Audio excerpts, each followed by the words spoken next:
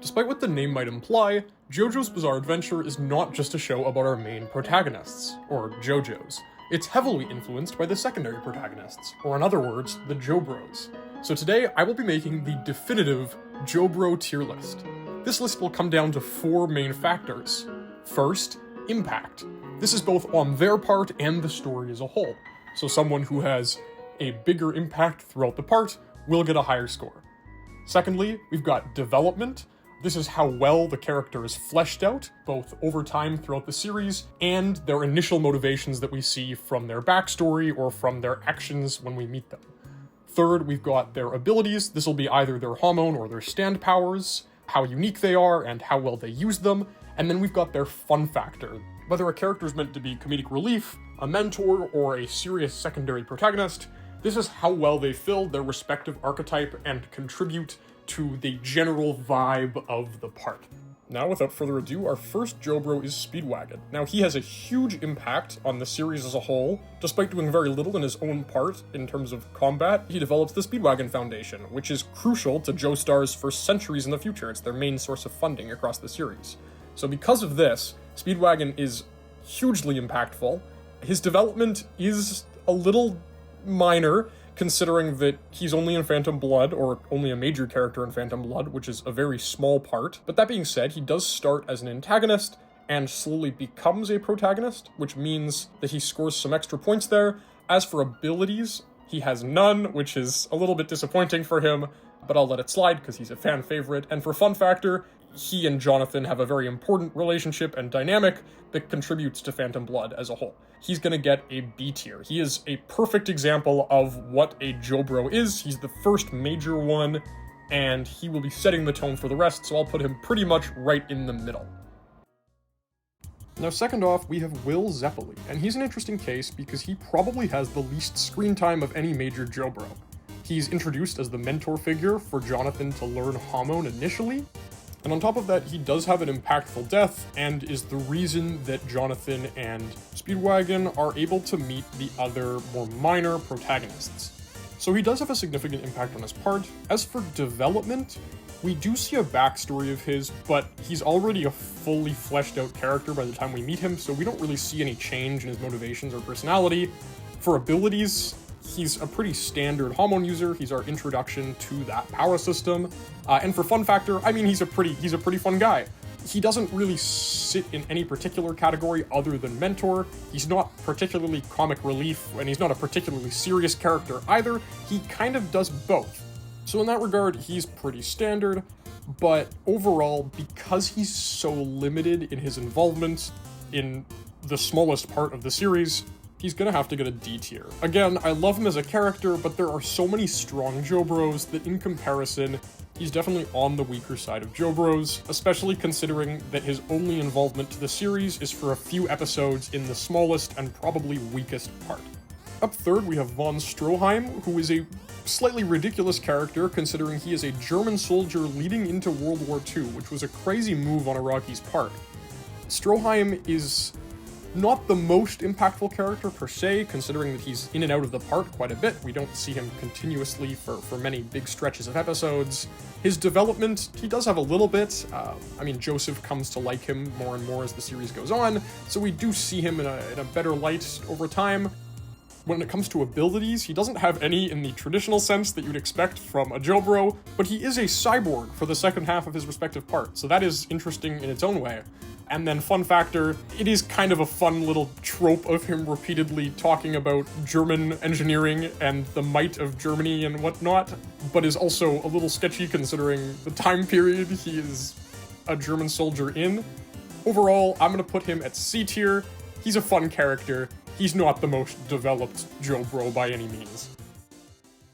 Next, we have Caesar, who's probably the first traditional JoBro so far on this list, in the sense that he has the same general power system usage as our main protagonist, and also fights alongside them as an equal. We don't really see that from anybody we've talked about before this. He has a large impact on the series through Joseph. Although he doesn't kill any of the Pillar Men himself, he is Joseph's motivation for his strength in his battle with Wamu, and he's the reason that Joseph trains as hard as he does and meets Lisa. He's all around a very big component in his respective part. As for development, we see a lot from him. He starts as a big antagonist to Joseph, and the two both grow together and become really close. We see a backstory for him that's really important and leads to his ideals about family, and we also see him up until his tragic death, so we get a full view of his whole character as it shifts.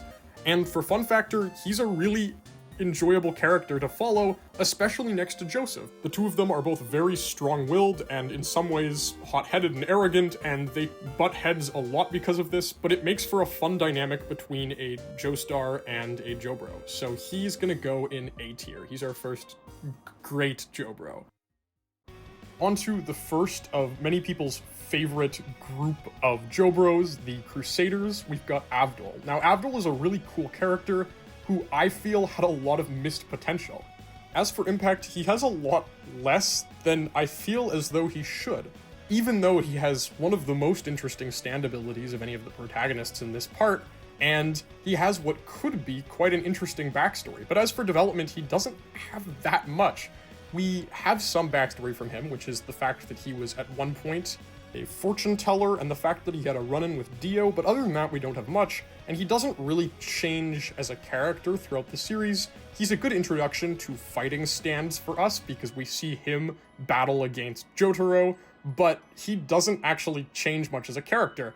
Furthermore, I feel as though his death was significantly less impactful than it should have been, because we'd had a fake death from him earlier in the series. So the idea of him dying had already been explored, and we were already forced to deal with that. So when he died a second time, it wasn't nearly as impactful as it should have been, I felt.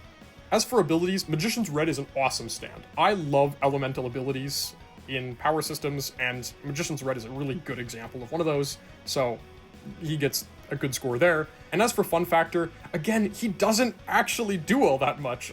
I love him every time we see him, but there aren't that many instances where he's playing a major role in an episode, and as such, I can't really say he's got a super big score for this. Now, obviously, all of the Crusaders do have fun interactions with one another, so I'll put him at B tier because I thought he had a lot of potential and I love the interactions between the Crusaders, but he could have been higher.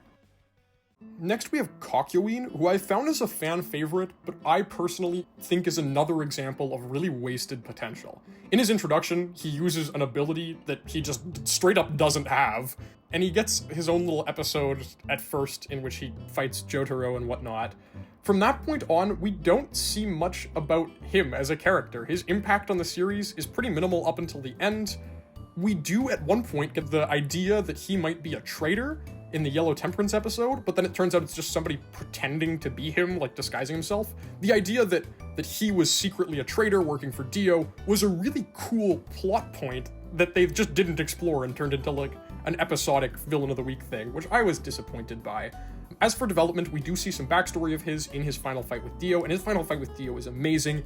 He has one of the best final moments of any character, and it leads us into discovering Dio's power, so he's amazing for that. His ability, Hierophant Green, is quite a cool one, but I mean, just like with Avdol, I feel as though he's one of the most underutilized characters, at least up until this point. Overall, I'm gonna have to give Kakyoin a B tier as well. I think I'm gonna put him higher up on B tier because he had such a powerful end, and we did see some backstory for him, but overall, I do think there was a lot of wasted potential there. Now, Polnareff is the only one of the Crusaders who isn't either Jotaro or Joseph, who I feel gets really good development. We see him change a lot as a person throughout Part 3, and then we see him again in Part 5, which is amazing. He has a significant impact on the story. He gets quite a few episodes based around him, specifically around the plotline of avenging his dead sister, and then his sadness about Avdol's death. And then he also plays a part in the final fight against Dio, but he plays even more impact, arguably, in Part 5, when he comes back and he works with Bucciarati's team, and we get more exposition about what was happening between his time with the Crusaders and then his time in Italy against Diavolo, and it gives us really cool exposition about Diavolo as a villain. As for his ability, Silver Chariot is just a pretty fun instance of a typical quick combat stand, and then as fun factor, he's a fun character, and there's something nice about seeing his slow development throughout the series. The fact that at first, he only joins the Crusaders with the intention of avenging his sister, but then afterwards he's really devoted to the idea of stopping Dio, and he works together with them, and then slowly, between parts 3 and 5, finds himself investigating the Arrow and Diavolo, and his motivations over time go from revenge and just his own selfish views to trying to help others, and that's really quite a fun progression to see. So for me, he's gonna be an A tier. For our final JoBro of part 3, we've got Iggy. Iggy is a dog, which is an interesting characteristic for a JoBro to have. For impact, he actually doesn't have that much. He does sacrifice himself to save Polnareff, which is a big final move, so I do appreciate him for that. For development, I guess we see him become more attached to the Crusaders and then become more attached to him, so that's fun to watch. His ability's a cool one, it's unique to him. And for fun factor, I mean, his scenes are kind of enjoyable to watch. I wouldn't say he's by any means like the deepest or most engaging character, though. He's gonna go in D tier for me. I mean, I like Iggy, he's a fun character. He's got some fun moments and some tragic moments, but I feel like that's representative of all JoBros, and he doesn't really stand out to me as much as some others do. To start off part 4, we've got Koichi. I love the part 4 JoBros. It might be partially because Josuke is probably my favorite Joestar, and they play really well off of him, and also because Morio is just such a fun setting, but the part 4 JoBros, the major ones, I feel all get really good development, and Koichi is no exception. We see him without any stand at first, and he gets one, and it slowly grows with him as a person. He becomes less timid, he becomes more adamant about the things he wants and actively engaged in helping the people he cares about, which is really cool to see. His impact on the story is huge. He's very prominent in both major fights with Kira and also just some of the little villain of the week things that we see. His ability is really cool, and we get to see multiple from him. Acts 1 and 2, I think, are a little more innovative, but Act 3 is really cool, and it's awesome seeing it interact with the stand powers of the other JoBros in this part. His timidness, as much as it's a harm to him, makes him a fun character at times, and seeing him grow out of that and become more stoic and courageous is also really fun. I enjoy him as a character. He goes in A tier for me. Okuyasu is a really cool character. We see him at first with his brother as an antagonist. He's quite a dumb guy with a really powerful stand that he consistently underutilizes. His impact on the story is huge. He is, in many ways, the only reason that he and Josuke are able to defeat Kira in the final fight leading up to Jotaro and Koichi's arrival, and the hand is consistently used in fighting smaller antagonists across the entirety of the part. In terms of his development, it's really quite interesting. We see him at first entirely reliant on his brother. He's not a very smart guy, and his older brothers always bossed him around, so he's used to just following in his footsteps. But when his older brother passes away, he starts to learn to become his own person with his own goals and motivations, and alongside Josuke, he has his first ever relationship with somebody that feels like two equals, which is really fun to see. His ability is awesome, the hand is one of the coolest stands in the show, and would be very overpowered if not for the fact that he doesn't use it to its maximum potential, but that's part of what makes him so fun as a character. And fun factor, again, he's the comic relief many times, but he's also a very serious character with very important development across the series. He's one of my favorite JoBros, and that puts him in S tier for me. And finally, our last part for JoBro is Rohan. Rohan is a really fun character. Initially, he is an antagonist, like many other JoBros, but he becomes close to the characters, and well, unlike other JoBros, he isn't quite as devoted to helping other characters. He and Josuke hate each other, effectively, and while they do learn to have some respect for each other, it is cool seeing major characters in a JoJo part actually clash, especially one being a JoJo and one being a JoBro. That's kind of new, so it is fun seeing that dynamic between him and other characters. He doesn't change too much as a character, but seeing him slowly become more friendly with the other major protagonists is quite fun. His ability is awesome. Heaven's Door is probably the best stand a person could have in the real world. It's a very versatile stand, and it's a very powerful stand, and it perfectly suits his character. And for his fun factor, he's just an engaging character. He's a manga artist, and he's the best at it, and that's his whole thing. I'd have to say he's an A tier. He's just a good side character. For our first major JoBro of part 5, we've got Bucciarati, who is my personal favorite JoBro. He has a huge impact on the part, being the only reason that Giorno is able to even get into the Mafia. He is the head of the team, and he's got interesting relationships and dynamics with every other member. He is the person who knows where Popol's treasure is. He is the person who saves Trish and turns the rest of the team against the boss. And he is the one who has the slow but tragic death in sacrifice to save the other members of the team. He's got a backstory that perfectly plays into who he is as a person, and his stand power is awesome. He is almost the opposite of Okuyasu. He is a really intelligent person who can perfectly utilize his stand.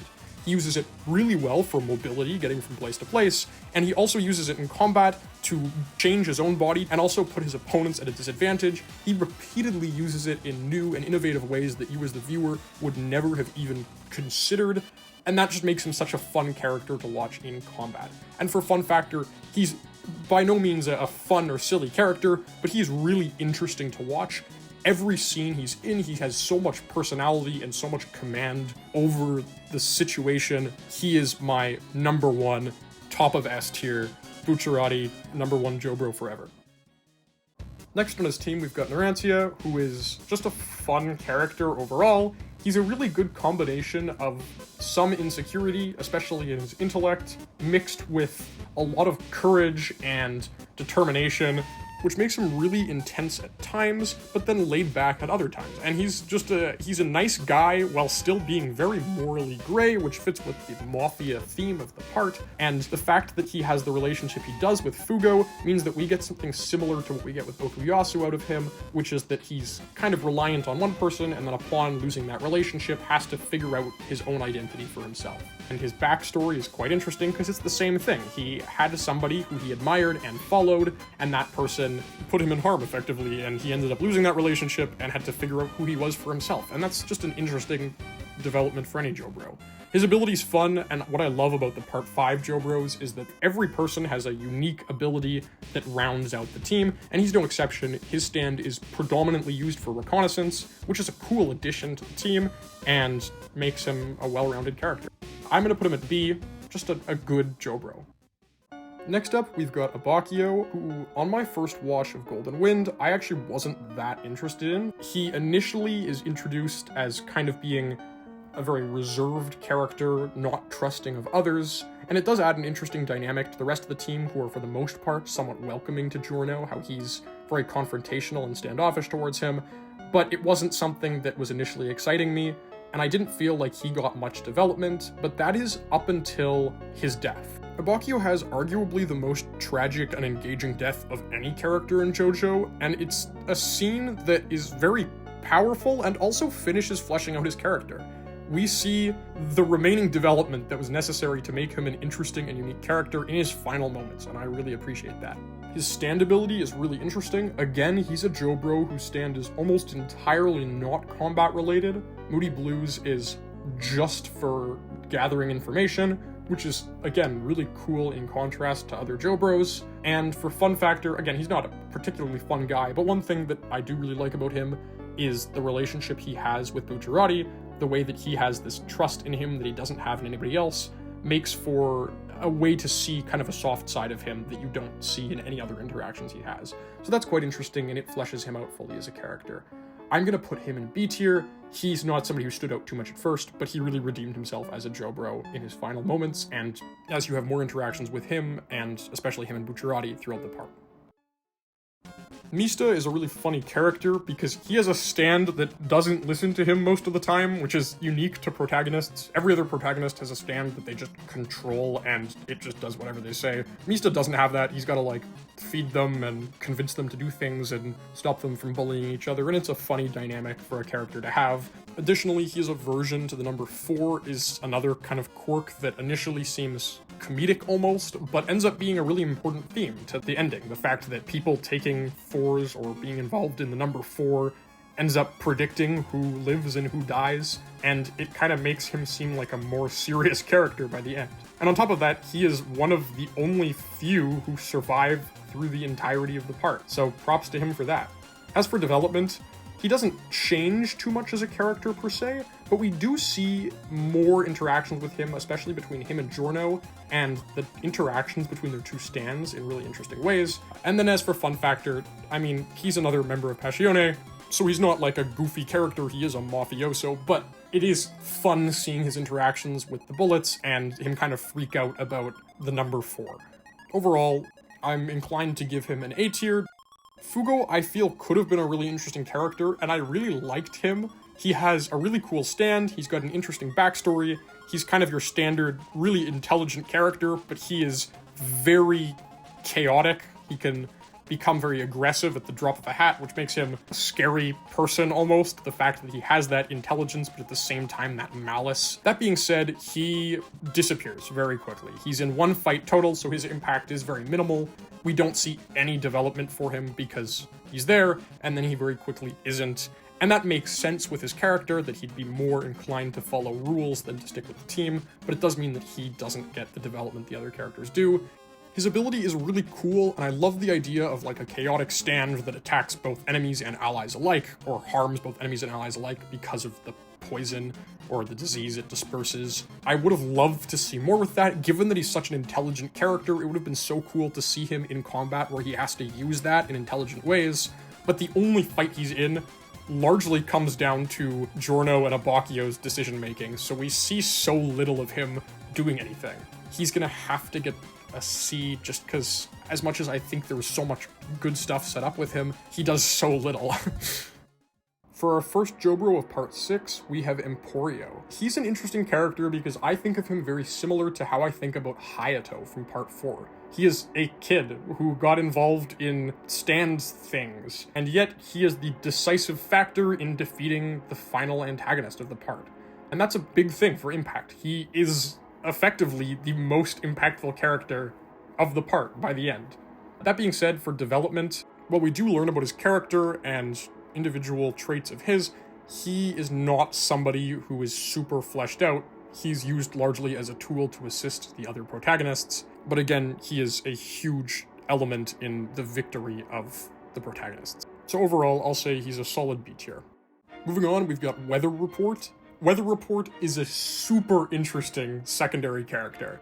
He starts off with very little interaction with other characters because he doesn't really talk at all. He has no memories, which means that he really doesn't know who he is, and so largely his entire motivation is just helping Jolene and friends. That being said, we do learn more about him as the part goes on, and he has arguably the most interesting backstory of any character, being that he is directly related to the main antagonist, and that fact wasn't even known until later in the part.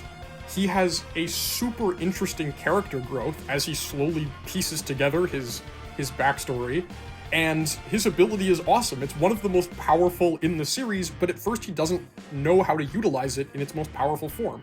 And then we learn that in the past he was able to use it in a super powerful way that was detrimental to Pucci, and thus his memory was erased.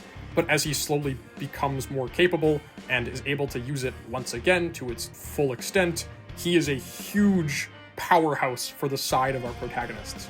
As for fun factor, again, he fits his role really well. He has a really cool dynamic with the antagonist, being that the two of them are brothers, which is a super interesting twist to have revealed. He is a good example of kind of your stoic, silent type, and he's got one of the coolest abilities in all of JoJo. He's gonna have to be an S tier. Finally, for our last JoBro of the anime, we have Anasui. Now, he is a fun character in the sense that he is completely obsessed with the protagonist to a weird extent, and that makes for some fun interactions. The way he's helping her to, like, get her hand in marriage, and then he asks Jotaro for, like, his blessing. It's really funny, and it's weird considering that the reason he's in prison is for murdering his last girlfriend. His ability, Diver Down, is really unique. The way he can kind of move through objects with it reminds me almost a little bit of Bucciarati, and he uses it in really intelligent ways in much the same way. So I enjoy his use of his stand in much the same way I enjoy Bucciarati's. And as for fun factor, again, lots of his interactions with other characters are what make him such a fun and unique JoBro. And as such, he is going to get an A tier to round off the list. So that's the tier list. I really hope this was an enjoyable video. This is my first unscripted video. Don't worry, I will continue making scripted video essays. That's what I started this channel with the intention of doing, and that's what I will plan to keep doing. But if you're a viewer who's seen other videos of mine, I'd really love your thoughts on if you like this new kind of form of content. If this was something enjoyable, I will continue making these kind of more casual, less formal, scripted videos. But if people much prefer the scripted video essays, I'll just keep doing those primarily. I'd love your thoughts in the comments. If you enjoyed this and you haven't already, please subscribe. And that's really all I have to say. Thank you so much for watching. I really appreciate it.